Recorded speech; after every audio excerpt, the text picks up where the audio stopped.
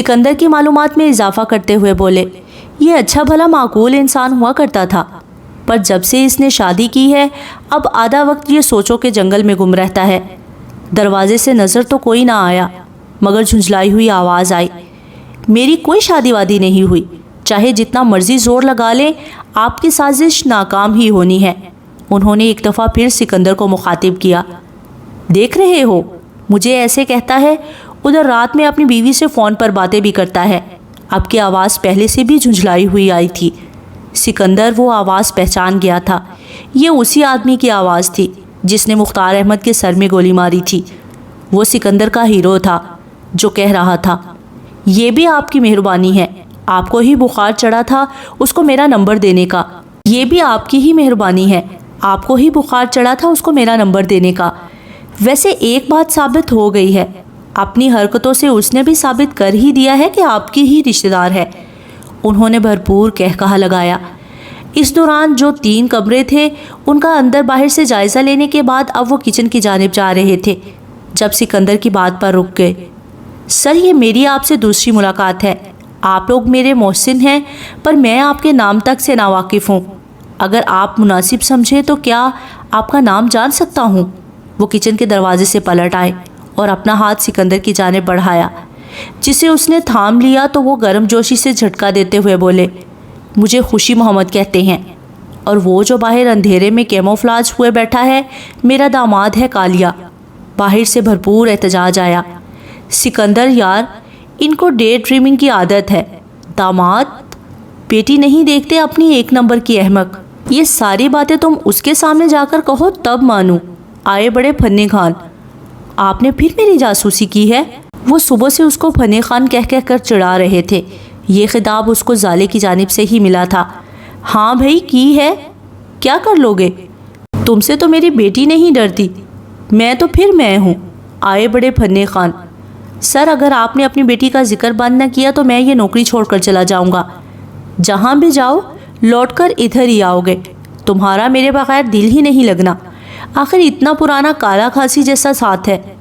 Sir, मुझे लगता है बाहर सिकंदर के रिश्तेदार आ गए हैं। आपकी आवाज़ थोड़ी मध्यम थी।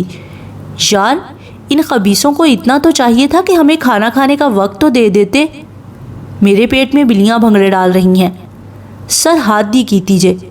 अभी पिछले चौक पर आपने मछली खाई थी, साथ में कॉफ़ी का इतना बड़ा मग। अच्छा, अगर आज अपनी जेब से मछली खरीद ही लाए थे तो अब नदीदों की तरह जताओ तो मत। कालिया बे आवाज़ बड़े बड़े डग भरता अंदर आया। आते ही सारी बत्तियां बुझा दी। किचन में जाकर गैस ऑन कराया।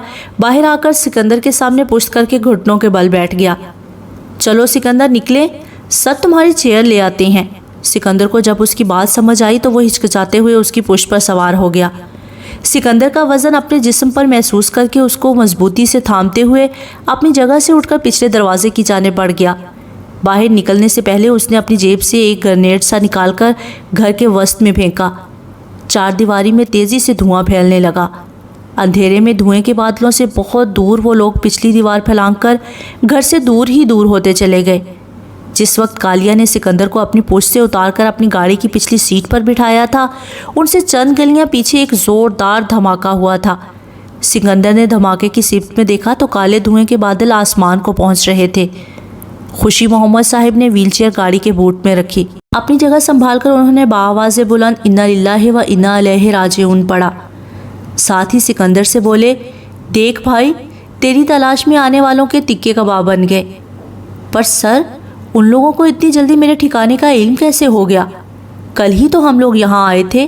कल जब तुम लोग अपने घर से निकले थे सारा रास्ता तुम लोगों का पीछा किया गया था, क्योंकि उस दिन कालिया सीधा गया ही तहखाने में था और लाश लेकर निकला था। उसके आदमियों को जाहिर है कि शक हो गया होगा, मगर अब फिक्र की कोई बात नहीं। अब सब साफ है। वो लोग तुम्हारी गर्द को भी नहीं पहुंच सकेंगे इंशाअल्लाह। आबादी से निकलते ही लारेडो 2012 हवा से बातें करने लगी। देखते ही देखते फैसलाबाद बहुत पीछे रह गया। मोटरवे शुरू होते ही स्पीड 100 से 2 इंच से ऊपर जा रही थी। कालिया के दोनों हाथ स्टीयरिंग पर और आंखें सामने फैली स्याह तारकोल की सड़क पर जमी थीं। वक्तन फ़वक्तन नज़रें बैक व्यू मिरर से पीछे आने वाली गाड़ियों का भी जायज़ा ले लेती। इस्लामाबाद पहुंचने तक उसके साथी पूरी तरह नींद की आगोश में जा चुके थे। اس نے منزل پر پہنچ کر گاڑی گیراج میں روکی۔ خوشی صاحب اٹھ جاؤ، جناب عالی لاہور آ گیا ہے۔ اس نے ان کا کندھا زور سے جھنجھوڑ کر کہا تو جواب میں وہ آنکھیں مسلتے ہوئے بولے، او یار کمال دا آدمی ہے، تجھے اسلام آباد کے راستے پر ڈالا تھا تو پھر لاہور جا پہنچتا ہے۔ لاہور تیرے دل سے نکلتا کیوں نہیں ہوئے؟ لاہور تو اپنا دل ہے، اور دل ہی جسم سے نکال دیا تو جئیں گے کیسے؟ آکسیجن تو نہ چھینے۔ انہوں نے آنکھیں کھول کر غور سے کالیا کو دیکھا، پھر سامنے اپنے گھر کو، پھر اس کے کندھے پر تھپکی دیتے ہوئے نیچے اتر گئے۔ تم رکو گے؟ آج تو ناممکن ہے۔ چلو ٹھیک ہے، جاؤ فی امان اللہ۔ انہوں نے سکندر کی چیئر نکال کر اس کو گاڑی سے نکلنے کی مدد کی۔ کالیا اپنی سیٹ سے نکل کر آیا، سکندر سے مصافحہ کیا۔ ابھی ایک آدھ ماہ تم یہاں اس گھر پر باہر کی دنیا سے کٹ کر رہو گے، پر فکر نہیں کرنا، اس دوران تمہارا علاج ہوگا۔ انشاءاللہ اگلی دفعہ جب یہ گیٹ پار کرو گے تو اپنی ٹانگوں پر چل کر جاؤ گے۔ سکندر کی آنکھوں میں پانی چمک رہا تھا۔ سر میں دوبارہ سے وہی سوال کروں گا، آپ میرے لیے یہ سب کیوں کر رہے ہیں؟ کالیا نے اس کی آنکھوں میں غور سے دیکھا۔ دیکھو سکندر، میں ہوں یا خوشی صاحب یا بلال، ہم بھی ایک ہی وقت میں ایسی ہی صورتحال سے گزر کر یہاں تک پہنچے ہوئے ہیں۔ ہم لوگ جانتے ہیں جب کسی کی زندگی چھینی جائے اس کی تکلیف کیا ہے۔ حوصلے بلند رکھو یار، جوان آدمی ہو۔ زندگی تو بس اسی چیز کا نام ہے، جھپٹنا پلٹنا، پلٹ کر جھپٹنا۔ پھر کبھی بات ہوگی، ابھی کے لیے اللہ حافظ۔ گاڑی گیراج سے نکل کر لمحوں میں وہاں سے غائب ہو گئی۔ جب میں تمہیں پیسے دے رہی ہوں تو تمہیں تکلیف کیا ہے؟ یہ میں کوئی اللہ واسطے نہیں دے رہی ہوں، تمہاری تنخواہ کا ایڈوانس ہے۔ ان سے نیا لباس خریدو تاکہ کل سے کلینک پر اپنا کام سنبھالو۔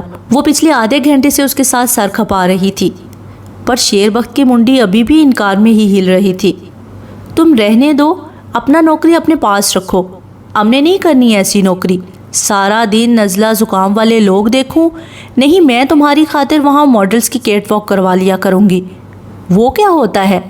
وہ تمہارا سر ہوتا ہے۔ اچھا چلو میرے ساتھ شہر چلتے ہیں، مجھے کچھ چیزیں لینی ہیں۔ تم ایسے کیسے جائے گا؟ کیا رستوں کا علم ہے؟ مجھے علم نہیں ہے، اسی لیے تو تمہیں لے کر جا رہی ہوں۔ نہیں، تم سردار کو بولو یا اس کی اماں کو، وہ تم کو اپنی گاڑی میں لے جائے گا۔ اپنی دفعہ اپنی باس سے ایڈوانس تنخواہ لیتے ہوئے موت پڑ رہی ہے، اور ابھی مجھے کہتے ہو کہ دوسروں کے احسان پر احسان اٹھاؤں۔ میرا بات اور ہے، میں آدمی ہوں۔ ہاں جی، بڑا آدمی ہے، 2 اخروٹ تو چوری کر نہیں سکتے ہو، آئے بڑے آدمی کہیں کے۔ اب میں تمہارا کہنے پر خودکشی تو نہیں کر سکتا نا؟ تم چاہتا ہے میں گاؤں کی سب سے لڑاکا عورت کے گھر سے اخروٹ توڑ کر لائے؟ اچھا چلو اب باتوں میں وقت برباد نہ کرو، دونوں بہن بھائی جاتے ہیں، شاپنگ کر کے آرام سے شام سے پہلے واپس آ جائیں گے۔ شیر بخت نے اسے الجھن بھری نظروں سے دیکھا۔ تم نے مجھے بھائی بولا؟ ہاں، پر کل تو تم نے مجھے اپنا دوست بولا تھا، آج بھائی کیسے بن گیا؟ ہاں تو آج تمہاری ترقی ہو گئی ہے نا، دوست تو تھے ہی، اب بھائی بھی بن گئے ہو۔ تم بڑا تیز لڑکی ہے، مجھے مسکا لگا کر اپنا کام نکالنا چاہتا ہے، پر میں بھی شیر بخت ہوں، زیادہ اکڑو نہیں، آیا بڑا مسکا لگا کر۔ ہٹو پیچھے، میں جا رہی ہوں، تم جاؤ اپنی گل بدن کے پاس۔ کلینک سے نکل کر وہ تھوڑا آگے آئی تو ایک چاند گاڑی جا رہی تھی جسے اس نے ہاتھ دے کر روک لیا۔ بھائی بس سٹاپ تک چلو گے؟ چاند گاڑی والا اب اردو سمجھتا ہوتا تو جواب دیتا، تبھی پیچھے سے شیر بخت کی آواز پر زالے کے لبوں پر مسکراہٹ دوڑ گئی۔ وہ ڈرائیور کو بلوچی میں سمجھا رہا تھا۔ چاند گاڑی پر بیٹھ کر شیر بخت آگے بیٹھا۔ اس اپنی نئی زندگی کو جیسے ذہنی طور پر قبول کر ہی لیا تھا، ذہن ہلکا پھلکا ہو گیا تھا۔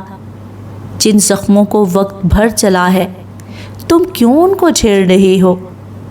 ریکھاؤں کا کھیل ہے مقدر، ریکھاؤں سے مات کھا رہے ہو۔ تم اتنا جو مسکرا رہے ہو، کیا غم ہے جس کو چھپا رہے ہو؟ چاند گاڑی بس سٹاپ پر اتارنے کے بعد اتر بتر ہو گئی۔ ابھی 2 منٹ بھی نہیں ہوئے تھے کہ بس آ گئی۔ اس نے کرائے کے پیسے شیر بخت کو تھما دیے، خود چادر کے پلو سے آدھا چہرہ چھپا کر خالی نظر آنے والی سیٹ پر بیٹھ گئی۔ اس کے برابر میں جگہ خالی تھی۔ اس نے اصرار بھی کیا مگر شیر بخت بیٹھا نہیں، نہ ہی کسی اور کو بیٹھنے دیا۔ 2 سیٹوں کا کرایہ دے کر معاملہ ہی ختم کر دیا۔ وہ آدھا راستہ کھڑا ہو کر گیا، پر زالے کے برابر ایک سیٹ پر نہیں بیٹھا۔ جب دوسری سیٹوں پر جگہ خالی ہوئی تو ادھر بیٹھ گیا۔ جو ہی گاڑی پہاڑیوں سے نکل کر شہر میں داخل ہوئی، زالے پر گھبراہٹ طاری ہونے لگی۔ ایسا لگے جیسے آ کر بڑی غلطی کر دی ہے۔ ہر طرف کھلی کھلی قمیصوں اور گھیر والی شلواروں کے پانچے اوپر کیے پٹھان اور بلوچ ہی نظر آ رہے تھے۔ بڑی بڑی مونچھیں، داڑیاں، پگڑیاں، جو کہ عام روٹین کی زندگی تھی، پر ایک پنجابی جو اس طرف آیا بھی زندگی میں پہلی دفعہ ہو، اس کے لیے ہر منظر عجیب اور دلچسپ تھا۔ بس اسٹاپ پر رکی تو وہ دونوں بھی باقی لوگوں کے ساتھ باہر نکل آئے۔ اب بتاؤ آگے کدھر جانا ہے؟ شیربخت نے رکشے چاند گاڑی کی تلاش میں نظر دوڑاتے ہوئے پوچھا۔ پہلے جو بھی یہاں پر قریبی مارکیٹ ہے جہاں مردوں کے لباس ریڈی میڈ لباس ملتے ہوں، وہاں لے کر چلو۔ شیربخت نے زیادہ سوال جواب نہیں کیا۔ اس کے دماغ میں بس یہی نکتہ تھا کہ فٹافٹ خریداری کروا کر واپسی کی راہ لینی ہے۔ اس دفعہ رکشہ ملا، زالے کو پچھلی سیٹ پر بیٹھنے کا بول کر وہ خود آگے ڈرائیور کے ساتھ بیٹھ گیا۔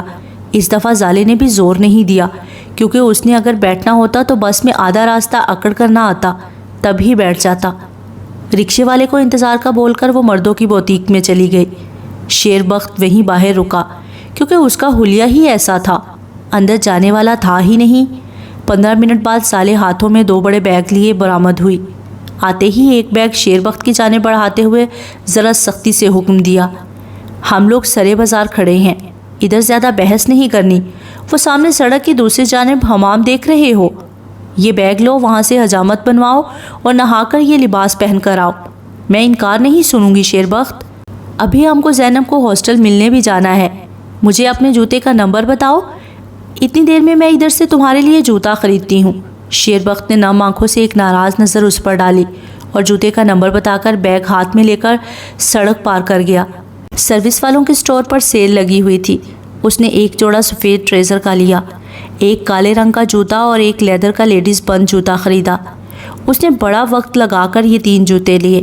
لاشعوری طور پر وہ شیربخت کو وقت دے رہی تھی۔ رکشے میں بیٹھ کر انتظار کرنے سے بہتر تھا دکانوں پر جوتے دیکھ لیتی۔ اپنے پیروں میں مختلف جوتے پہن پہن کر ڈیزائن دیکھ رہی تھی، جب غیر محسوس طریقے سے ایک لڑکا آ کر اس کے قریب رکا۔ بے اختیار اس نے مڑ کر ایک نظر اس لڑکے پر ڈالی، جو کہ انتہائی خوش شکل نوجوان تھا۔ تازی بنی شیو، اس کے بھورے بال بڑے طریقے سے سیٹ کیے ہوئے تھے۔ سفید بے شکن بے داغ شلوار سوٹ کے اوپر کالی گرم جیکٹ تھی۔ رخ موڑنے سے پہلے زالے نے ایک بے ساختہ سی مسکراہٹ اس کی جانب پھینکی، مگر جیسے ہی اس کی نظر اس کے پیروں پر پڑی، بے یقینی سے زالے اپنی جگہ ساکت رہ گئی۔ اب غور کیا تو معلوم ہوا یہ وہی لباس تھا جو وہ ابھی آدھا گھنٹہ پہلے خرید کر نکلی تھی۔ ٹوٹی چپل سے سفید پاؤں بالکل ایسے لگ رہے تھے جیسے مخمل میں ٹاٹ کا ٹکڑا۔ وہ اس قدر ششدر ہوئی کہ کتنی دیر تک کچھ کہنے کے قابل ہی نہ رہی۔ اتنا خوبصورت جس ماں کا بیٹا ہو، اس کو زندگی میں اور کوئی اس سے بڑھ کر کیسے بھا گیا؟ کیسے ایک باپ نے اپنے جگر کے ٹکڑے کو ماں کے کیے کی سزا دے کر رولنے کو زمانے میں پھینک دیا؟ کیا وہ سکون کی نیند سو پاتا ہوگا؟ کیا اس کو یہ حسین صورت یاد نہیں آتی؟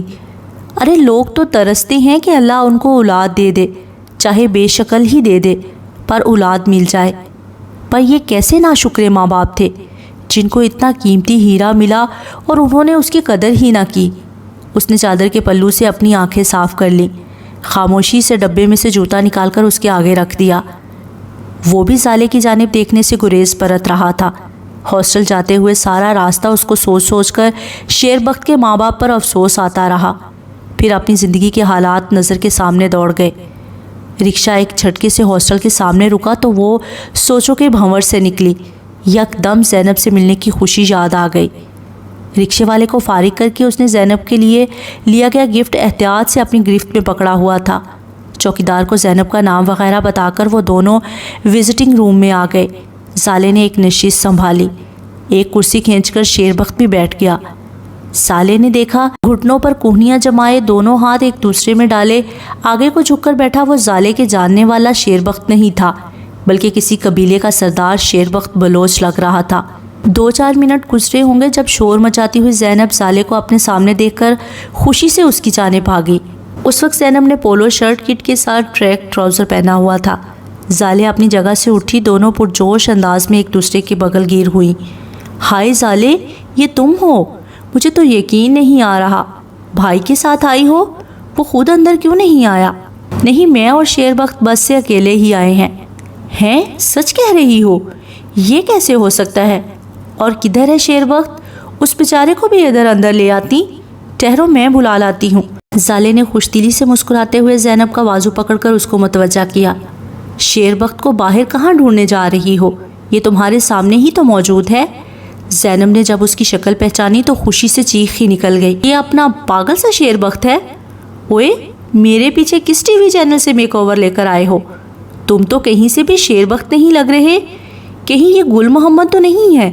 زینب کے اس تکے پر شیر بخت ٹوٹے ہوئے سپرنگ کی طرح اپنی جگہ سے اچھل کر کھڑا ہوا۔ اللہ کا نام لو گوہر زینب، تم کیا کہتا ہے؟ ارے یہ تو واقعی شیرو ہی ہے۔ ہائے میں مر جاؤں، تم تو اتنے پیارے نوجوان ہو، آؤ تمہیں اپنی دوستوں سے ملواؤں۔ یار طبیب، میں باہر کھڑا ہو کر تمہارا انتظار کرتا ہے، تم گوہر زینی سے مل لو، پھر واپسی کے لیے بھی نکلنا ہے۔ ابے کدھر جا رہے ہو؟ بیٹھو آرام سے ادھر، ورنہ ایک دوں گی کان کے نیچے۔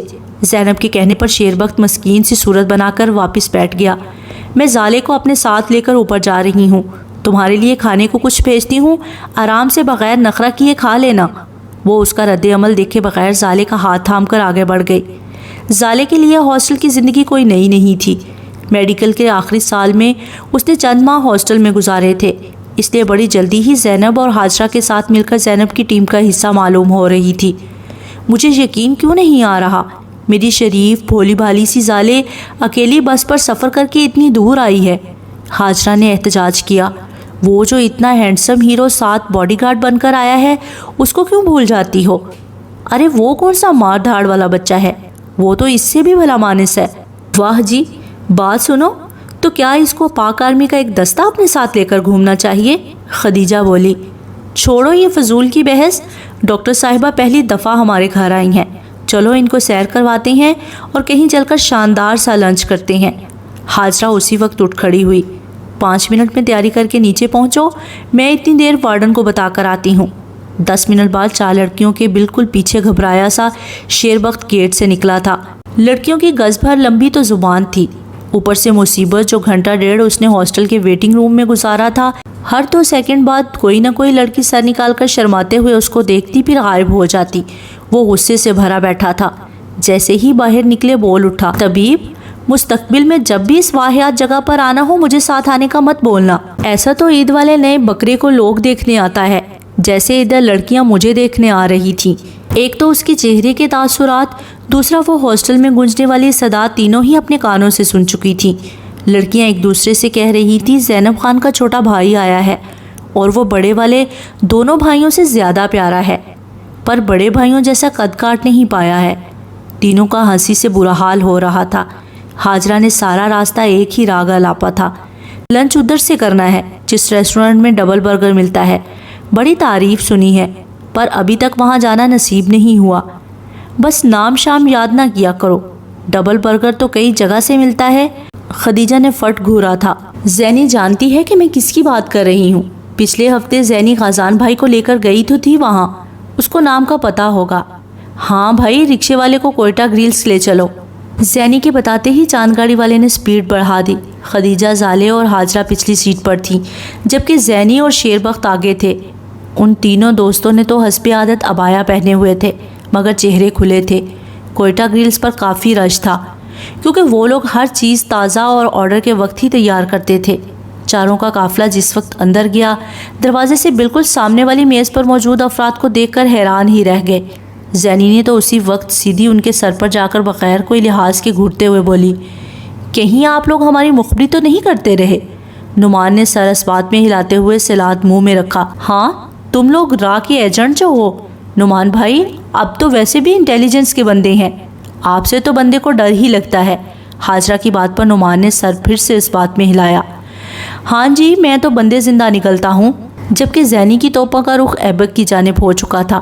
پہلے اس کو گھور کر سرتا پیر جائزہ لیا، پھر اس کے ساتھ والی کرسی پر بیٹھ کر نپے تلے انداز میں تفتیش شروع کی۔ چلو سردار اور نعمان تو ایک ساتھ نظر آئے، بات سمجھ میں آتی ہے، پر ایبک میاں تم کب سے میرے بھائیوں کے بڈی بن گئے؟ زینب کو سامنے دیکھ کر ہی ایبک کے پسینے چھوٹ گئے۔ اس کی مشکل سردار نے آسان کر دی۔ زینی، اپنا روب کہیں اور جما جا کر، وہ اس وقت ہمارے ساتھ ہے، ہمارا دوست ہے، چل چھٹی کر۔ زینی نے بھویں اچکا کر بھائی کی جانب دیکھا۔ تم گاؤں سے کب آئے؟ صبح کا آیا ہوا ہوں، تو پھر زالے کو بھی ساتھ لے آتے، وہ لوگ بس کے دھکے کھاتے آئے ہیں. مجھے معلوم ہوتا تو ضرور لے آتا.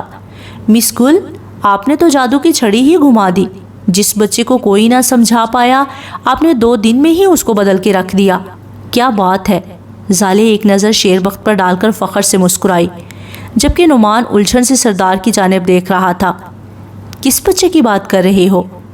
بوجھو تو جانے. سردار سے پہلے ہی زینی نے آنکھیں گھما کر جتایا. نعمان لگا دماغ دوڑانے. سردار نے ویٹر کو آواز دے کر 2 میز ایک ساتھ اکٹھے کروا کر میز بڑا کر لیا. اب سارے آسانی سے 8 کرسیوں والے میز پر پورے آ گئے. نعمان زالے کے ذہن میں چلنے والی جنگ کے برخلاف اسے پوچھ رہا تھا، گوہر جان، یہ سردار صاحب کس بچے کا ذکر کر رہے ہیں؟ حاجرہ نے سردار کے ساتھ ساتھ ایبک اور نعمان کو مشترکہ سلام کیا اور سردار کے برابر والی کرسی پر بیٹھ گئی. خدیجہ زینی کے برابر ٹک گئی. شیر بخت نے زالے کے لیے جو کرسی کھینچی وہ ایبک اور نعمان کے درمیان تھی. کرسی کھینچنے کے بعد وہ سوچ میں پڑا ہوا تھا کہ زالے کو ایبک کی جانب بٹھائے یا نعمان والی طرف. وہ اس بات سے لا علم تھا. بظاہر سردار حاجرہ اور خدیجہ سے حال احوال پوچھ رہا تھا، پر شیر بخت کو زالے کے لیے اتنا محتاط دیکھ کر ہونٹوں پر تبسم بکھرا ہوا تھا.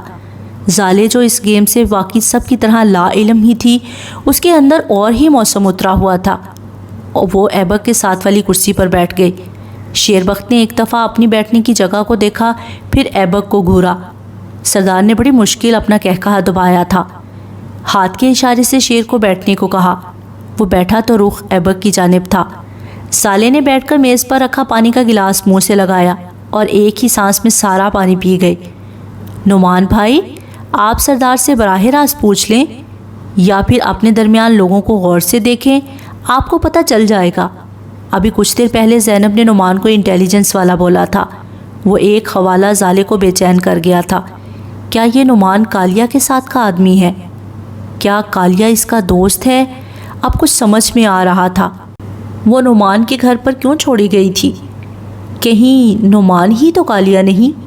اپنی سوچ کو خود ہی رد کرنا پڑا، کیونکہ کالیہ نعمان سے قد میں لمبا اور جسمانی طور پر نعمان سے پتلا تھا، اور رنگ تو کہیں سے بھی ایک سا نہ تھا. کہاں نعمان کے سیب سے سرخ گلابی گال، کہاں کالا شاہ کاکو. مایوسی سے اپنے ہی دماغ میں آنے والا آئیڈیا بونگا لگا. پر یہ امکان ضرور تھا کہ نعمان کالیہ کو جانتا ہو. وہ کنکھیوں سے نعمان کا جائزہ لینے میں مصروف تھی، جو کہ سردار سے بچے کے متعلق ہی پوچھ رہا تھا، جب زالے کو اپنی دائیں طرف سے آنے والی آواز کی جانب متوجہ ہونا پڑا. ایبک قدرے اس کی جانب جھکا ہوا تھا. اس نے زالے کو 2 دفعہ متوجہ کیا. جب ناکام ہوا تو تھوڑا سا اس کی جانب جھک کر مخاطب کرنا پڑا. زالے کے دیکھنے پر وہ سیدھا ہو کر بولا، السلام علیکم. زالے نے ابھی اس چائنیز لکنگ انسان کو غور سے دیکھا تھا. اس کے چہرے پر اتنے نرم اور معصوم تاثرات تھے. زالے نے خوش اخلاقی سے مسکرا کر اس کی سلام کا جواب دیا. سوری، میں نے آپ کو ڈسٹرب کیا ہو؟ ارے بالکل بھی نہیں. اصل میں میز پر موجود سب لوگوں کو جانتا ہوں، سوائے آپ کے اور آپ کے برابر بیٹھے جناب کے.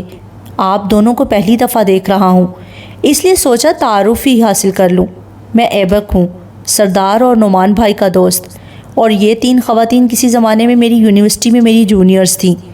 اب یہ وہاں سینئرز ہیں، پر میں وہاں نہیں ہوتا ہوں. اب آپ بتائیں آپ کون؟ زالے ابھی بھی مسکرا رہی تھی. میں زالے ہوں، اور یہ میرا دوست پلس بھائی شیر بخت ہے. میں زینب کی دوست ہوں. اسی کے گاؤں میں ایک چھوٹی سی ڈاکٹر ہوں. شیر بخت میرا اسسٹنٹ ہے. زینب جو کہ کبابوں کی پلیٹ سے انصاف کر رہی تھی فوراً بولی، یہ میری بہن بھی ہے.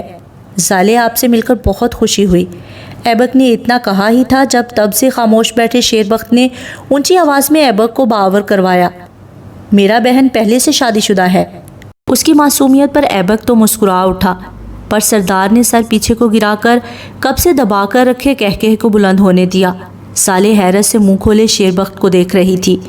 زینی، خدیجہ اور حاجرہ ہنسی میں سردار کا بھرپور ساتھ دے رہی تھی. ایبک بس نظریں جھکا کر دھیمے سے مسکرائے جا رہا تھا. نعمان کے چہرے پر صحیح 12 بجے ہوئے تھے. وہ کبھی شیر بخت کو دیکھتا، کبھی سردار کو نظروں ہی نظروں میں پوچھتا، یہ اپنا بختو ہے؟ سردار نے اسبات میں سر ہلایا. نعمان نے بے یقینی سے ایک دفعہ سوال کیا، اوئے وہی بختو جو سال میں ایک دفعہ نہاتا ہے؟ آنکھوں کی زبان میں پوچھے گئے سوال پر سردار نے ہنستے ہوئے ایک دفعہ پھر سے اسبات میں سر ہلایا. کمال ہی ہو گئی ہے یار، آج تم سب کا کھانا میرے سر. اتنا بڑا معجزہ رونما ہو گیا۔ آج تو خوشی منانے کا حق بنتا ہے، بلکہ آج کا دن بلوچستان کی تاریخ میں رقم ہونا چاہیے۔ آج راجو جینٹل مین بن گیا ہے۔ نعمان کی باتوں پر شیربخت پہلو بدل کر رہ گیا۔ زالے کے کان کے قریب جھک کر سرگوشی کی۔ اگر مجھے علم ہوتا یہ سب ادھر آئیں گے تو میں کبھی نہ آتا۔ زالے نے اس کے کندھے پر ہلکی سی تھپکی دے کر تسلی دی۔ کھانا کھاتے ہی واپس چلیں گے۔ اگر بور ہو رہے ہو تو میری جگہ پر آ جاؤ۔ دیکھو ایبک اپنے آفس والوں کی کتنی دلچسپ باتیں سنا رہا ہے۔ زالے چونکہ چاہتی تھی کہ وہ ایبک سے باتیں کرے، نہ کہ الگ تھلگ سا خاموش بیٹھا رہے، اس لیے اٹھ کر اپنی جگہ اس کو پیش کر دی۔ شیربخت نے بھی زیادہ بحث نہ کی۔ زالے شیربخت کی چھوڑی جگہ پر بیٹھ گئی۔ نعمان سب سے ان کی پسند پوچھ رہا تھا۔ سب سے پہلے حاجرہ نے جواب دیا، نعمان بھائی میں یہاں آئی ہی خاص ڈبل برگر کے لیے ہوں، اس لیے میرے لیے وہی منگوا دیں، ساتھ میں ڈھیر سارے فرائز۔ خدیجہ تم کیا لوگی؟ میں بھی وہی لوں گی جو حاجرہ اور زینب لے گی، پر میرے لیے پینے میں پیپسی مت منگوائیے گا، یا تو سپرائٹ یا کوئی شیک۔ ان لوگوں کی مرضی کو ویٹر ساتھ ساتھ لکھتا جا رہا تھا۔ سینو تم کتنے برگر، کتنے پیزے، کتنے گلاس شیک لوگی؟ نعمان نے اس کے زیادہ کھانے کی عادت کو نشانہ بناتے ہوئے پوچھا تھا۔ میں یہاں کا برگر، پیزا اور اب کباب بھی کھا چکی ہوں، اس لیے آج ان کا چکن مدراسی چیک کرنا ہے، ساتھ میں نان ہوں اور ڈھیر ساری برف ڈال کر بڑا گلاس کوکا کولا۔ سردار نے نفی میں سر ہلایا۔ نعمان نے بیرے کو ایک ترمیم کروائی، بھائی برف کے پہاڑ بالکل نہیں ڈالنا، بس بچی کو بہلانے کے لیے ایک آدھ ٹکڑا ڈال دینا۔ اس کے بعد نعمان نے ایبک کی جانب سوالیہ نظروں سے دیکھا، جو شیربخت کے ساتھ دھیمی سی آواز میں باتیں کر رہا تھا۔ شیربخت کے چہرے پر اب پہلے کی طرح میلے میں بچھڑے بچے والے تاثرات بھی نہ تھے۔ زالے کو یہ بات بڑی خوشی دے رہی تھی۔ سر میں اور شیربخت کباب مکس ہی لیں گے، ساتھ میں نان اور سلاد۔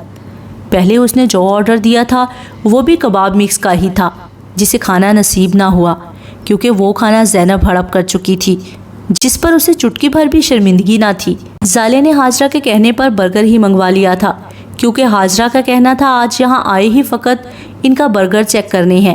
نعمان اور سردار نے ایک جیسا آرڈر دیا تھا۔ بیرا سب کے آگے ریفریشمنٹ رکھ کر چلا گیا۔ حاجرہ بی بی تیار ہو جاؤ، تمہارے پرچے ختم ہو گئے ہیں اور میرے کالج سے ٹیک کی ٹیچر بھاگ گئی ہے۔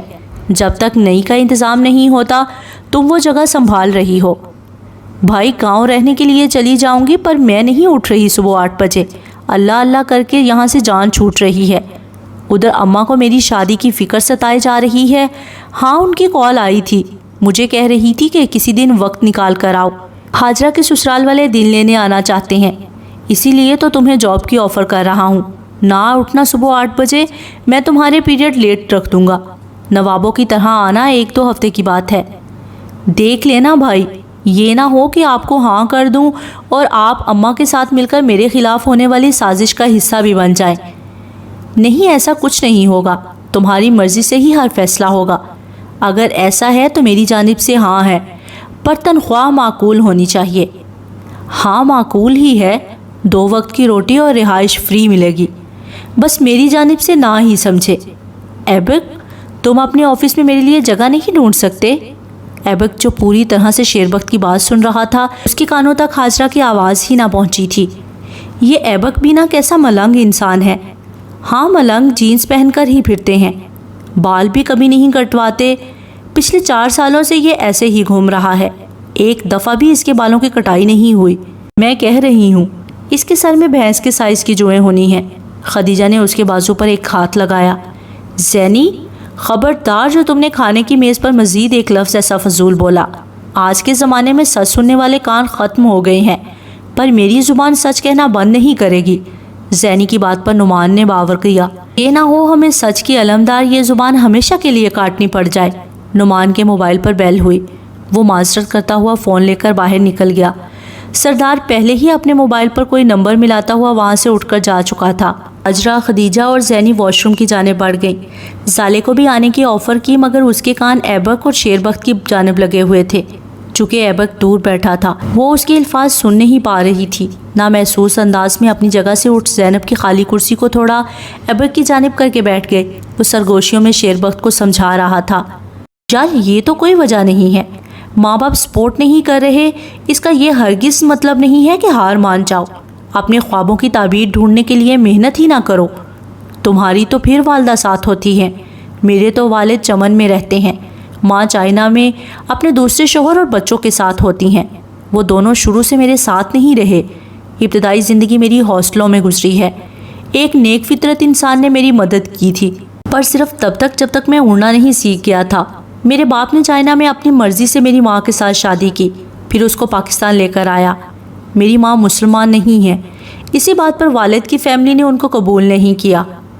کچھ میری والدہ عمر میں میرے والد سے 10 سال بڑی تھی، ادھر ان کو کم عمر بیوی مل رہی تھی، اس لیے فوراً چائنا والی کو طلاق دے کر بھیج دیا۔ اس نے بیٹا اپنے ساتھ لے جانے سے انکار کر دیا، کیونکہ وہ کیوں ایک سانپ کے بچے کو پالتی جس نے ویزے کے لیے شادی کے وعدے کیے۔ دوسری عورت دیکھی تو بے وفا سب کچھ بھول گیا۔ میری ماں کہتی ہے جیسا باپ ہوتا ہے بیٹا بھی ایک دن ویسا ہی نکلتا ہے، اس لیے وہ مجھے یہیں چھوڑ کر واپس چلی گئی۔ باپ نے دوسری شادی بڑی دھوم دھام سے کی، کیونکہ ادھر تو یہ ان کی پہلی ہی شادی تھی۔ اگر میری ماں کو میری ضرورت نہ تھی تو ادھر بھی کسی کو نہ تھی۔ ایک بد مذہب عورت سے جنم لینے والا پلیت بچہ کسی کو ایک آنکھ نہیں بھاتا تھا۔ رو دھو کر شاید 4 سال ہی گزرے تھے۔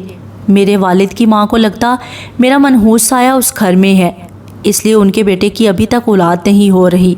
ایک دن ایویں ایک بات کو ایشو بنا کر میرے والد کی بیوی نے مجھے مار کر گھر سے نکال دیا۔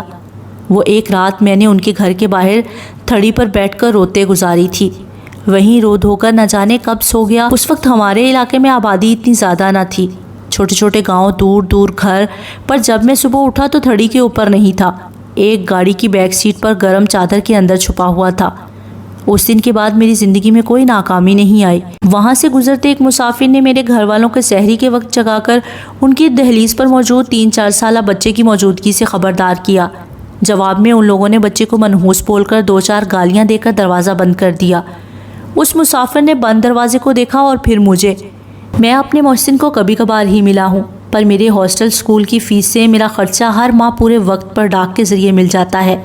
جب میں کالج میں FSC کر رہا تھا، میں نے ان کا بھیجا ہوا خرچہ استعمال کرنا بند کر دیا۔ ان کو لکھ دیا کہ اب مجھے خرچہ بھیجنا بند کر دیں۔ FSC میں نے اسکالرشپ پر کی تھی۔ اس کے بعد میری کارکردگی کی بنیاد پر یونیورسٹی تک میری تعلیم کا سارا خرچہ گورنمنٹ دیتی رہی۔ اپنا جیب خرچ پارٹ ٹائم نوکریاں کر کے بنا لیتا تھا۔ جس دن مجھے یہ سمجھ آئی کہ میں نے زندگی میں مدد لینے والا نہیں بلکہ مدد دینے والا بننا ہے، اپنے محسن جیسا بننا ہے، اس دن سے میں نے انتھک محنت کی۔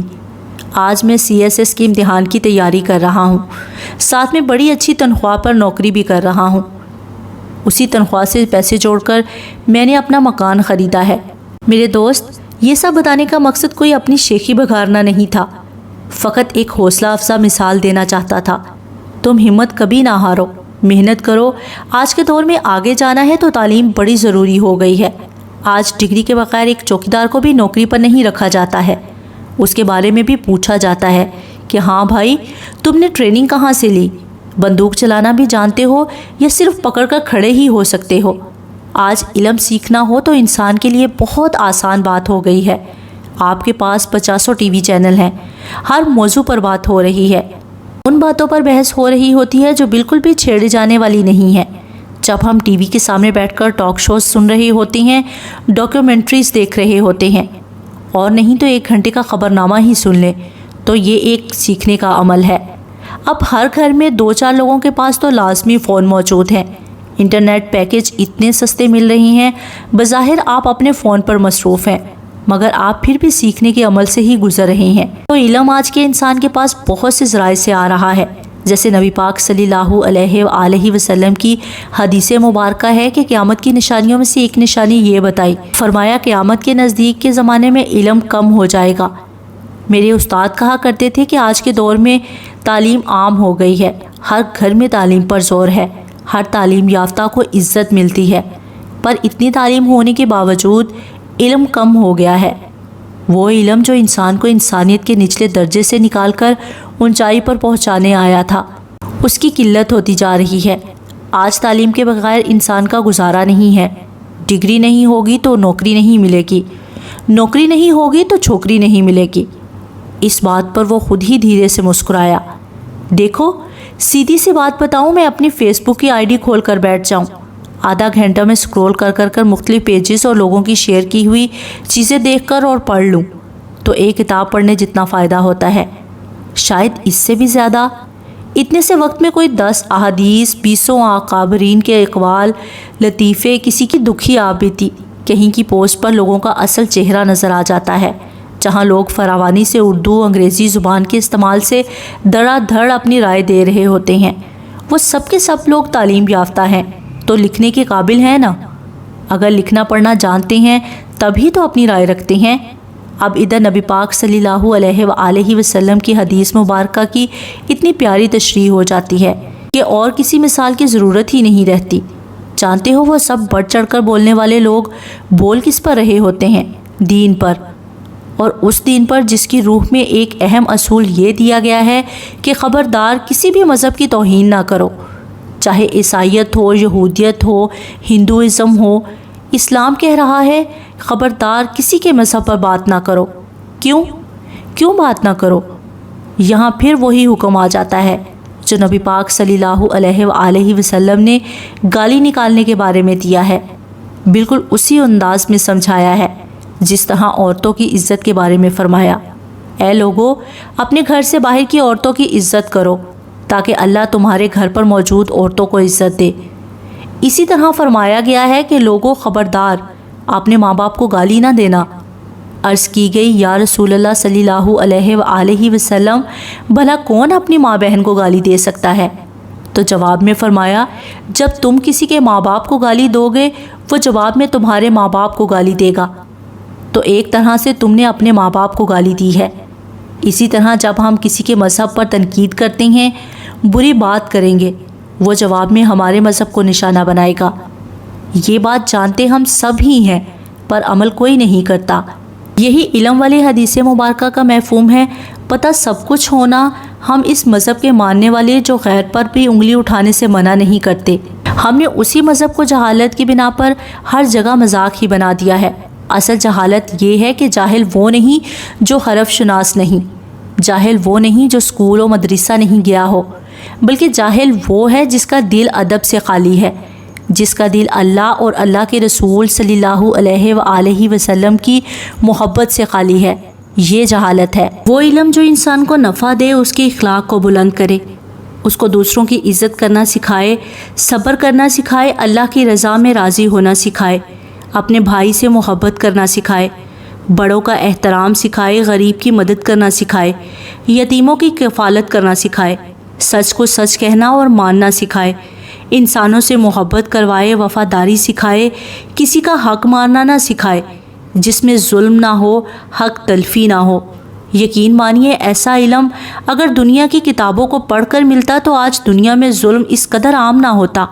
हर तरफ ताकत के बलबूते पर मुल्कों के मुल्क तबाह ना किए जा रहे होते, बल्कि अमेरिका, बरतानिया, रूस जैसी ताकतें बड़ी शराफत से नज़र झुकाकर अपने से कमज़ोर ममालिक के साथ प्यार और मोहब्बत से पेश आ रही होती, ना कि उन पर बम मारकर तबाह करते। ऐसा इल्म ख़ास अल्लाह की तरफ से मिलने वाली हिदायत है, और वो फरमाता है अल्लाह जिसको चाहे नवाज देता है। इसीलिए तो हम हर नमाज में दुआ मांगते हैं कि ए अल्लाह, हमको हिदायत अता फरमा, अपने नेक बंदों का रास्ता अता फरमा। इतनी लंबी बात कर गया हूँ, पर समझाना ये चाह रहा हूँ कि अल्लाह ने तुम्हें हिदायत दी हुई है। अब तुम्हारे लिए ज़रूरी है दुनिया का इल्म सीखो, ताकि कहीं जॉब करके अपनी माँ का और अपना ख्याल अच्छे तरीके से रख सको। कल को अगर तुम्हारे सामने कोई और शेर बख्त आता है तो वो तुमको देखकर ये सीख सके कि ऐसे गिरकर संभलते हैं। ज़िंदगी हर किसी को गिराती है, अगर हम गिरेंगे ही नहीं तो उठेंगे कैसे? तुम मेरे पास इधर हॉस्टल में आ जाओ, मैं सीधा तुम्हें मैट्रिक की तैयारी करवा दूंगा। अगले साल इम्तिहान देकर किस्मत आजमाई कर लेना। ज़ाले की आंखों से लगातार आंसू बहते जा रहे थे। अब उसको समझ आया था कि ऐबक को देखते ही वो इतना अपना अपना और प्यारा क्यों लगा था। ज़ाले का जी चाह रहा था कि आगे बढ़कर उसकी पेशानी चूम ले। वो शायद ऐसा कर भी जाती, पर अपने चेहरे के सामने टिशू लहराते देखकर होश में आई। जल्दी से गर्दन मोड़कर अपनी दूसरी जानिब देखा। सरदार अपने फ़ोन की स्क्रीन पर उंगलियां चलाते हुए एक हाथ से उसको टिशू ऑफ़र कर रहा था। वो हैरान हुई, भला ये कब आकर मेरे बराबर बैठा था? मिस गुल, चेहरा साफ कर लें, لڑکیاں واپس آ رہی ہیں۔ زالے نے گردن موڑ کر ایک نظر واش رومز کی جانب دیکھا۔ وہ لوگ واقعی آ رہی تھیں۔ شکریہ۔ زالے نے ٹشو سے اچھی طرح اپنا چہرہ صاف کیا۔ چہرہ سرخ ہو گیا تھا، پر جیسے ہی زینب لوگ میز تک آئیں کھانا بھی آ گیا۔ اس کی جانب کسی کا دھیان نہیں گیا۔ باتوں اور ہنسی مذاق کے دوران وہ مزیدار کھانا کھایا گیا۔ تم نے کہا تھا جیسے ہی تمہارا شوہر دبئی کے لیے روانہ ہو جائے گا تم مجھ سے ملنے آؤ گی۔ میری اطلاع کے مطابق وہ لوگ کل کے یہاں سے چلے گئے ہیں، پھر تم ابھی تک کیوں نہیں آئی ہو؟ ابراہیم کے لہجے میں دبا دبا سا غصہ تھا، کیونکہ وہ صبح سے اس کو فون میں لانے کی کوشش میں تھا، پر ہر دفعہ فون ساحرہ کی بجائے اس کی سانس اٹھا رہی تھی۔ وہ چلا گیا ہے تو کیا؟ وہ اگر ادھر ہوتا بھی تو مجھے کون سا کسی نے روک پانا تھا؟ میں اگر نہیں آئی ہوں تو اس کی وجہ تمہاری بیوی ہے، جو اس وقت بھی تمہارے گھر پر موجود ہے۔ میں تمہیں پہلے بھی بتا چکا ہوں ساحرہ، زرمین کی میری زندگی میں کوئی اہمیت نہیں ہے۔ وہ میرے گھر پر میری ماں کا بہلانے کے لیے ایک کھلونے کے طور پر رکھی گئی ہے۔ اگر میرے الفاظ کا یقین کر سکتی ہو تو بتا دیتا ہوں، آخری دفعہ میں 3 ماہ پہلے اس کے پاس گیا تھا۔ ایک چھت کے نیچے رہتے ہوئے بھی ہم اجنبی لوگ ہیں، پر اگر میں اس کو چھوڑ دوں تو سارے خاندان والے میرے خلاف ہو جاتے ہیں۔ اپنی میری ماں مجھ سے ناراض ہو جائے گی۔ تو پھر مجھے فون کیوں کیا؟ میں نے تم سے صرف ایک ہی مطالبہ کیا ہے، صرف ایک مطالبہ۔ اگر اس عورت کی کوئی حیثیت ہی نہیں ہے تو پھر تمہیں اس کو گھر سے بے دخل کرتے ہوئے اتنی تکلیف کیوں ہو رہی ہے؟ ابراہیم احمد، میں نے تو اولاد کو چھوڑتے وقت بھی 2 سیکنڈ کے لیے نہیں سوچا۔ تم ایک بے وقت عورت کو چھوڑتے ہوئے اپنا نفع نقصان سوچ رہے ہو۔ اس سے سارا سچ سامنے آ گیا ہے۔ محبت صرف میں نے کی ہے، تم نے نہیں۔ تم کل بھی بے وفا تھے، آج بھی بے وفا ہی ہو۔ وہ فون لائن میں غصے سے روتے ہوئے چیخ چلا رہی تھی۔ اگر صاحب نظر ہوتی تو جان پاتی کہ وہ کل بھی مفاد پرست تھا، وہ آج بھی مفاد پرست ہے۔ اس نے فون بند کیا تو ابراہیم نے اپنا فون سیٹ غصے سے میز پر پھینک دیا۔ یہ سچ تھا۔ آج کل اس کے ذہن پر ساحرہ پوری طرح سوار تھی، اس کو کچھ اور نہیں سوچ رہا تھا۔ انسان جب برائی کا دل میں ارادہ کر لیتا ہے تو اس کا ذہن پوری طرح اس کی خواہش کا غلام ہو جاتا ہے۔ وہ اپنی مرضی سے اپنے ہر عمل کی صفائی تلاش کرتا ہے، چاہے وہ عمل کتنا ہی برا کیوں نہ ہو۔ ابراہیم کے اندر بھی جو ایک آدھ در کھلا تھا، ساحرہ کے آخری رونے دھونے کو دیکھ کر وہ بھی بند ہو گیا، کیونکہ یہ بات سچ تھی کہ اس نے ساحرہ سے محبت کی تھی۔ زرمین صرف بیوی تھی۔ زرمین کے قرب کے لیے دل میں آگ نہیں لگتی تھی، نہ وہ دل و دماغ کو قابو کرنے کی صلاحیت رکھتی تھی۔ اس نے سوچ لیا کہ جب وہ اپنا شوہر اور بچے صرف اس کے لیے چھوڑ کر آنے کو تیار تھی تو کیا وہ اس کے لیے اتنی سی قربانی نہیں دے سکتا۔ اسی وقت آفس سے نکل آیا، گھر میں داخل ہوا تو کسی کی موت کے پروانے پر دور کہیں سائن ہو چکے تھے، لیکن جانے والوں کا قافلہ راستے میں تھا۔ زرمین ملازمہ کو ساتھ لے کر ڈرائیور کے ساتھ اپنی بیٹی کو اسکول سے لینے گئی ہوئی تھی۔ جس وقت وہ گھر میں داخل ہوئی، پیغام ملا سب گھر والے اس کی ساس کے کمرے میں جمع ہیں اور اس کو بھی وہیں بلایا ہے۔ اس کے تو وہم و گمان میں بھی نہ تھا کہ اندر ہونے کیا جا رہا تھا۔ کمرے کا دروازہ ہلکا سا بجا کر اندر گئی تو بیٹی نے اس کے ہاتھ کی انگلی تھام رکھی تھی۔ کمرے میں اس کی ساس، سسر، جیٹھ، اس کی بیوی، ساتھ میں بیوی کی ماں جو کہ ان کے رشتے میں چچی لگتی تھی۔ وہاں محسوس کی جانے والی خاموشی تھی۔ وہ اندر آئی تو تمام نظروں نے اس کو فوکس کیا، سوائے اس کے اپنے شوہر کے۔ وہ چہرے پر نفرت لیے اپنے ہاتھوں میں لگائی گئی آگ کی تباہی دیکھنے کو تیار بیٹھا تھا۔ سب سے پہلے بولنے والا بھی وہی تھا۔ پوچھے اس سے کس کے ساتھ منہ کالا کر کے میری عزت کا جنازہ نکال کر آ رہی ہے؟ آخر ہر روز سرخی لگا کر بیٹی کو لینے کے بہانے یہ کس کو مل کر آتی ہے؟ زرمین نے ناسمجھی کے عالم میں اپنے شوہر کی جانب دیکھا۔ وہ اس کی عزت کا رکھوالا تھا، وہ رکھوالا جس کو اس کی ایک صفت کی وجہ سے اللہ نے اس کی عورت پر حاکم مقرر کیا تھا۔ یہ کوئی چھوٹی بات ہے یا کوئی مذاق ہے؟ ایک انسان کے سارے حقوق کسی اور کے نام لکھ دیے جائیں۔ یہ نکاح کا احترام ہے، یہ اس رشتے کا تقدس ہے، اور جب یہ تقدس یوں پامال ہوتا ہے تو براہ راست اللہ کی بارگاہ سے لعنت آتی ہے۔ زرمین ابھی اس کی بات سمجھ بھی نہ پائی تھی، نہ ہی اپنے اوپر جمی تمام حاضرین کی نظروں کا جواب مانگا تھا کہ ابراہیم نے اپنی جگہ سے اٹھتے ہوئے اس کے تابوت کا آخری کیل بھی ٹھونک دیا۔ اماں، میں صرف آپ کی وجہ سے اس بد کردار عورت کے ساتھ نباہ کرنے پر مجبور تھا، مگر اب نہیں۔ مجھے اپنی نسل نہیں برباد کروانی، اس لیے میں آپ سب لوگوں کی موجودگی میں آپ سب کو گواہ مان کر زرمین کو طلاق دیتا ہوں۔ آج سے میری طرف سے آزاد ہے، میں اس کو طلاق دیتا ہوں۔ اس نے میری وفا اور میری محبت کا احترام نہیں کیا، میں اس کو اپنی زندگی سے بے دخل کرتا ہوں۔ بیٹی نے ابھی تک اپنی ماں کی انگلی تھامی ہوئی تھی۔ وہ باپ کے منہ سے نکلنے والے الفاظ کا مفہوم تو نہیں سمجھ پا رہی تھی، پر سب کو یوں خاموش دیکھ کر سہم سی ضرور گئی تھی۔ زرمین کا وجود بالکل ساکت ہو گیا، پلکیں تک جامد ہو گئی۔ وہ یکٹک ابراہیم کا چہرہ دیکھ رہی تھی، اس شخص کا چہرہ دیکھ رہی تھی جس کو اس نے اپنی پوری کائنات مانا تھا۔ وہ جیسا بھی سخت رویے والا، غصے والا مرد تھا، پر زرمین اس کو دیکھ دیکھ کر جیتی تھی۔ اس کی ذرا سی توجہ پانے کے لیے کیا کیا جتن کر جاتی۔ وہ مرد آج اس کو اس طرح سے بے آبرو کر گیا، خود اپنے وجود سے نفرت ہو گئی۔ عزت والے یہ نہیں کہتے کہ اس نے مجھ سے ایسا کیوں کیا۔ پیار والے اپنے آپ کو کوستے ہیں، آخر کیوں اپنی زندگی کسی اور کے ہاتھ تھما دی کہ وہ ایک ہی لمحے میں تمہاری شارک کاٹ گیا۔ زمین کی پتلیاں اپنے نارمل سائز سے بڑی نظر آ رہی تھیں۔ اس نے کسی اور کی جانب نہیں دیکھا، ایک لفظ نہیں بولی، جہاں کھڑی تھی وہیں پورے قد سے ڈھہ گئی۔ وہ جو اس کا تماشا دیکھنے کو عدالت لگائے کھڑے تھے، جب اس پر کیچڑ اچھالا گیا کوئی کچھ نہیں بولا، کسی نے آگے بڑھ کر اس کے سر پر تسلی کا ہاتھ نہیں رکھا، اس کی حمایت میں ایک دفعہ بھی زبان نہیں کھولی۔ وہ سبھی اس کے گرتے ہی اس کی جانب لپکے تھے، مگر تب تک بہت دیر ہو چکی تھی۔ ایک دل ٹوٹ کر بے جان ہو چکا تھا۔ اس کی بیٹی اس کو یوں بے حس و حرکت فرش پر ڈھیر ہوا دیکھ کر چیخنے لگی تھی، اپنے چھوٹے چھوٹے ہاتھوں سے اس کے گال تھپ تھپاتی۔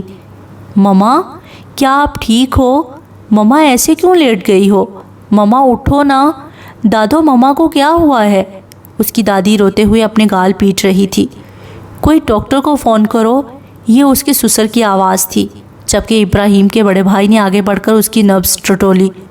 جہاں بالکل خاموشی تھی، گردن کے نیچے ہاتھ رکھ کر دھڑکن کا اندازہ کرنا چاہا، وہاں بھی مکمل خاموشی تھی۔ ہسپتال والوں نے بعد میں تصدیق کر دی، اس کی موت حرکت قلب بند ہونے کی وجہ سے ہوئی تھی۔ ایسا روز قیامت کہنا آئے، ربا جے سانو لوگ ملے سن پتھر ورگے تے ساڈا دل کچدا نہ بنایا ہندا۔ ہم لوگ یہاں لنچ کے لیے آئے تھے اور اب باہر شام اتر رہی ہے، باتوں میں وقت گزرنے کا پتہ ہی نہیں چلا۔ ایبک کے کہنے پر بے اختیار سب کی نظریں کھڑکی کے باہر نظر آنے والے کھلے آسمان پر گئی۔ زالے نے تشویش سے شیربخت کی جانب دیکھا۔ شیربخت، کیا خیال ہے؟ ہمیں اب نکلنا چاہیے، یہ نہ ہو کہ زیادہ دیر ہو جائے، پھر بس بھی پتہ نہیں ملے کہ نہ۔ ہاں بس نہیں ملے گی تو یہاں کون سا کوئی کسی کا ٹھکانہ ہے، یا کوئی تم دونوں کا جاننے والا رہتا ہے؟ ذرا سوچو، اندھیری رات، ساتھ میں ایک جوان لڑکے کی ذمہ داری، دیر ہو جانے کی صورت میں تم لوگوں کو رات بس اسٹیشن پر گزارنی پڑے گی۔ پتہ بھی ہے کہ بھائی نے تو جانا ہے، پھر بھی غیروں جیسی باتیں۔ زینب نے غصے سے سارا نقشہ کھینچ دیا۔ حاجرہ نے ہنستے ہوئے وارن کیا، زینی نے اس وقت کچھ زیادہ ہی ڈھونس لیا ہے، اگر آپ لوگ اس کو ناراض کرنے والی کوئی بات نہ ہی کریں تو بہتر ہے۔ اگر غصے میں آپ کے اوپر بیٹھ گئی نا تو نانی یاد آ جانی ہے، محترمہ ہیوی ویٹ فائٹر ہیں۔ سب کے لبوں پر مسکراہٹ دوڑ گئی۔ زینی نے حاجرہ کا منہ چڑھایا۔ سردار نے کافی کا سپ لیتے ہوئے زالے کو مخاطب کیا، مس گل، فکر نہ کرے، میں نے بھی اسی جگہ جانا ہے، اگر آپ کو ناگوار نہ گزرے تو میں آپ کو بھی ساتھ لے جا سکتا ہوں۔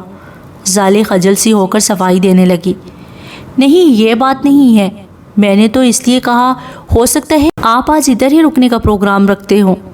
نہیں اماں، گھر پر اکیلی ہیں، رکنے کا جواز ہی نہیں ہے، ویسے بھی میں جس کام سے آیا تھا وہ صبح ہی کر لیا تھا، بلکہ میرا خیال ہے کہ اب سب کو ہی اٹھنا چاہیے۔ اپنی اپنی کافی پی کر سب نے باہر کا رخ کیا۔ نعمان نے کہا وہ ایبک کو لڑکیوں کو چھوڑ دے گا۔ زالے اور شیربخت کو اب سردار کی گاڑی میں گاؤں کی جانب جانا تھا۔ سب ایک دوسرے کو خدا حافظ بول کر اپنی اپنی نشست پر بیٹھ گئے، سوائے زالے اور زینی کے۔ زالے زینی کا ہاتھ تھام کر ایک طرف کو لے گئی تھی۔ باہر آتے ہی وہ لوگ پیچھے چلتے ہوئے ایک دوسرے کے کان میں خسر خسر کر رہی تھی۔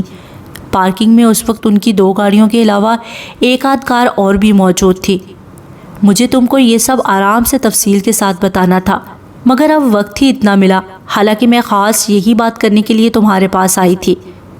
تم نے اس کو ڈھونڈ لیا؟ اس کے ساتھ فون پر بھی بات کرتی ہو؟ میں مر تو نہیں گئی ہوئی تھی، ایک فون ہی کر لیتی۔ کیسے فون کرتی؟ جیسے اپنے کالے کلوٹے کو کرتی ہو؟ اب نہیں کر پاؤں گی، میں نے فون توڑ دیا ہے، مجھے اس پر بڑا غصہ ہے۔ زینی وہ میرے بارے میں سب کچھ جانتے ہوئے بھی ایسا سلوک کر رہا ہے۔ ویسے زالے ایک بات کہوں، اچھا ہے جان چھڑوا لو، اتنے بدصورت انسان کے ساتھ زندگی گزارنا بھی کون سا آسان ہوگا، اوپر سے بچے بھی کالے کالے ہوں گے۔ زالے نے آنکھیں دکھاتے ہوئے اس کو 2 ہاتھ چڑھے۔ وہ کالا کلوٹا اتنا نخرے والا ہے، میری آواز تک نہیں سننا چاہتا۔ زالے کی آنکھوں میں ابھرنے والی نمی نے زینب کو حیران کر دیا۔ زالو یہ کیا، تم اس کے لیے رو رہی ہو؟ نہیں، میں اس کے لیے نہیں رو سکتی، وہ لگتا ہی کیا ہے، پر اس دن جب برف میں میرے مارنے پر میرے ہاتھوں کو پکڑا تھا، مجھے زندگی میں پہلی دفعہ تحفظ کا احساس ہوا تھا۔ ایک آنسو پھسل کر گال پر پھیل گیا۔ تم شاید میری بات سمجھ نہ سکو، کیونکہ تمہاری زندگی میں اگرچہ والد نہیں ہے، پر بھائی کی مضبوط بیک حاصل ہے۔ تم اتنے اعتماد کے ساتھ ہر بات اس کے ساتھ کرتی ہو۔ تمہاری شخصیت کی یہ مضبوطی کہیں نہ کہیں اس میں تمہارے بھائی کا ہاتھ ہے، کیونکہ عورت کو گھر کی 4 دیواری سے اعتماد ملے تبھی وہ باہر کی دنیا کا سامنا آنکھوں میں آنکھیں ڈال کر کرتی ہے۔ ڈری سہمی عورت کہاں کامیاب ہوگی؟ میری زندگی میں باپ بھی نہیں تھا اور نہ ہی سردار جیسا بھائی۔ میں نے ساری عمر دوسروں کے چہروں پر اپنے لیے ناگواری بد اعتمادی دیکھتے دیکھتے گزاری ہے۔ ایک صرف پڑھنے کی آزادی تھی، وہ بھی تایا کہا کرتے تھے انہوں نے کسی کے ساتھ وعدہ کیا ہوا ہے۔ تائی کی لاکھ مخالفت کے باوجود انہوں نے مجھے تعلیم کے معاملے میں کوئی روک ٹوک نہیں دکھائی، اس لیے کالیا میری زندگی میں آنے والا وہ واحد مرد ہے۔ ایک لمحے کو ہی صحیح، پر جس دن وہ آیا تھا اس گاڑی میں مجھے اس پر غصہ تو تھا، پر میرے اندر اس کے لیے کوئی ناگوار جذبہ نہیں جاگا۔ مجھے اس کو وہاں دیکھ کر سکون کا احساس ہوا تھا، اسی لیے تو میں نے اس کے خلاف کوئی ایکشن نہیں لیا، ورنہ یہ فون سیدھا لے جا کر پولیس کو دے دیتی۔ وہ لوگ راہیل کے قاتل کو ڈھونڈ رہے ہوں گے۔ اگر تائی کی فیملی کو اصل قاتل تک رسائی حاصل ہو جائے تو ہو سکتا ہے وہ لوگ مجھے معاف کر دیں۔ وہ ارد گرد سے بالکل کٹ کر باتوں میں مصروف تھی، جب سردار کی آواز اتنے قریب سے ابھری کہ وہ دونوں ہی اچھل پڑی۔ تم لوگ یہ بات جانتی ہو نا، اس وقت پارکنگ میں کھڑی ہو؟ توبہ ہے، آرام سے انسانوں کی طرح بات نہیں کر سکتے تھے؟ زینی نے بھائی کے سینے پر ہاتھ مارا۔ چلو زالے، 1-2 دن یونی کا کام رہ گیا ہے، میں گھر آ جاؤں پھر کھل کر بات کریں گے۔ ابھی اپنا خیال رکھنا، ہاسٹل کا نمبر سردار کے پاس ہے، جب جی چاہے آفس سے کال کر لینا۔ ایک دوسرے کو گلے مل کر رخصت ہو گئیں۔ شکر ہے جی تم لوگوں کا اجلاس ملتوی ہوا، ورنہ میں تو ادھر بستر لگانے کا سوچ رہی تھی۔ حاجرہ کی بات پر زالے نے مسکراتے ہوئے دور سے ہاتھ ہلایا۔ دونوں گاڑیاں اپنی اپنی منزل کی جانب رواں دواں ہو گئی۔ شیر بخت اگلی سیٹ پر سردار کے ساتھ بیٹھا تھا۔ دونوں ٹریفک پر گفتگو کرنے میں مصروف تھے، جو اندرون شہر ایک جگہ پر بری طرح جیم تھی، جہاں سے نکلتے نکلتے انہیں آدھا گھنٹہ مزید ادھر ہی لگ گیا۔ آخر اللہ اللہ کر کے ٹریفک کھلی اور گاڑی آگے بڑھی۔ سالے اگلی طرف ہونے والی باتوں سے بالکل بے نیاز کھڑکی سے باہر دیکھتے ہوئے اپنی زندگی کے بارے میں سوچ رہی تھی۔ وہ جو بات اس دن سے اپنے آپ سے بھی نہیں کر پائی تھی، آج زینب کے سامنے مان کر آ گئی تھی۔ اس کی سوچ کا تسلسل گاڑی کو بریک لگنے پر ٹوٹا تھا۔ باہر اچھا خاصا اندھیرا چھا چکا تھا۔ ابھی ان کو شہر سے نکلے صرف 15 منٹ ہی ہوئے تھے، اس لیے ایک بات تو پکی تھی، ابھی وہ لوگ گاؤں سے کافی دور تھے۔ زالے کی نظر سامنے ونڈ سکرین سے نظر آتے منظر پر پڑی تو اوپر کی سانس اوپر اور نیچے کی نیچے رہ گئی۔ ایک گاڑی سڑک کے درمیان راستہ روکے کھڑی تھی، ساتھ میں 3 بڑی بڑی مونچھوں والے آدمی اسلحہ ان کی گاڑی پر تانے کھڑے تھے۔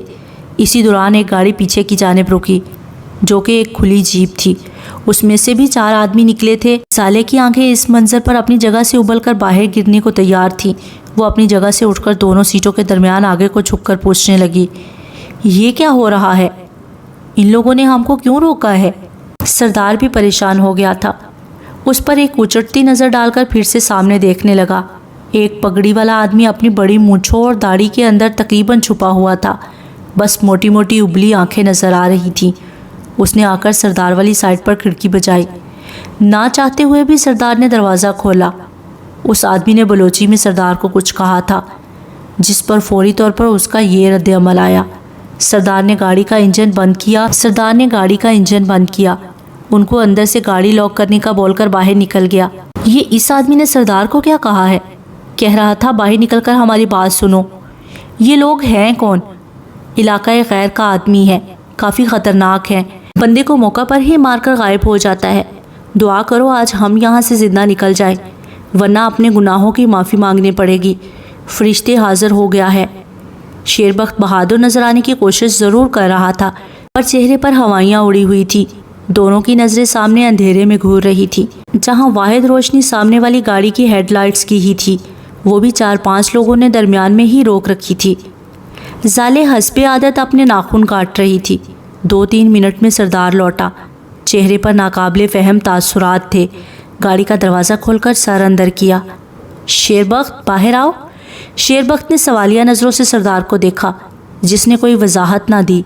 وہ باہر نکلنے لگا تو زالے نے اس کا ہاتھ پکڑ کر روک دیا اور سردار سے پوچھنے لگی، اس کو کیوں باہر بلایا ہے؟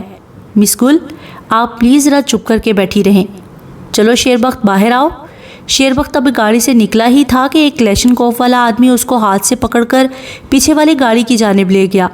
آگے کھڑی گاڑی بھی سٹارٹ ہو کر سیدھی ہو گئی۔ زالے پہلے تو شیربخت والی سیٹ پر آئی، وہاں سے کھلے دروازے سے باہر نکلنے کے ارادے میں تھی، جب پیچھے سے سردار نے اس کو کھینچ کر سیٹ پر بٹھایا اور ہاتھ بڑھا کر دروازہ بند کر دیا۔ یہ آپ کیا کر رہی ہیں؟ دروازہ کھولیں، وہ لوگ شیربخت کو کدھر لے کر جا رہی ہیں؟